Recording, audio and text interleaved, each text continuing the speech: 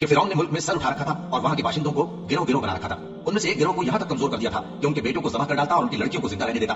بے شک وہ مفسدوں میں تھا اور ہم چاہتے تھے کہ جو لوگ ملک میں کمزور کر دیے گئے ہیں ان پر احسان کریں اور ان کو پیشوا بنائیں اور انہیں ملک کا وارث بنائیں اور ملک میں ان کو قدرت دیں اور فرعون اور حامان اور ان کے لشکر کو وہ چیز دکھا دیں جس سے وہ ڈرتے تھے. اور ہم نے موسیٰ کی ماں کی طرف وہی بھیجی کہ اس کو دودھ پلاؤ, پھر جب تم کو اس کے بارے میں کچھ خوف پیدا ہو تو اسے دریا میں ڈال دینا اور نہ تو خوف کرنا اور نہ رنج کرنا, ہم اس کو تمہارے پاس واپس پہنچا دیں گے اور بعد میں اسے پیغمبر بنا دیں گے. سو فرعون کے لوگوں نے اس کو اٹھا لیا اس لیے کہ نتیجہ یہ ہونا تھا کہ وہ ان کا دشمن اور ان کے لیے موجب غم ہو.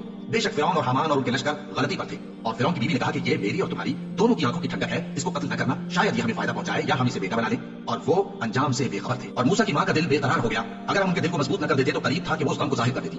ہم چاہتے تھے کہ وہ مومنوں میں رہیں اور والدہ موسیٰ نے اس کی بہن سے کہا کہ اس کے پیچھے پیچھے چلی جا, تو وہ اسے دور سے دیکھتی رہی اور ان لوگوں کو کچھ خبر نہ تھی اور ہم نے پہلے ہی سے اس پر گائیوں کے دودھ حرام کر دیے تھے. تو موسیٰ کی بہن نے کہا کہ میں تمہیں ایسے گھر والے بتاؤں کہ تمہارے لیے اس بچے کو پالیں اور اس کی خیرخواہی سے پرورش کریں.